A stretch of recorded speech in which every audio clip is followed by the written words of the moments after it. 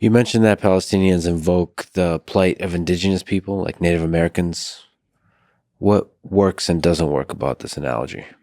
So I think that there's a powerful connection between the Palestinian people and the indigenous in this land and in other places that have been wronged.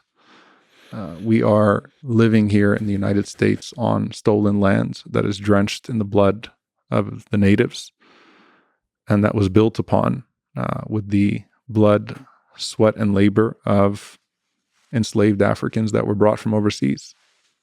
It's a great evil that we have to reckon with constantly.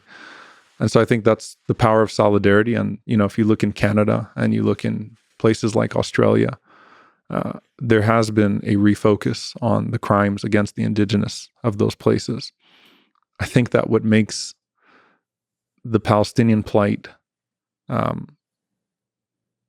deeply painful, and maybe where the analogy even doesn't do justice, is that from the river to the sea is less than 500 times what the United States is in terms of land. It's not that big of a piece of land. And so the original lie was a land without a people for a people without a land.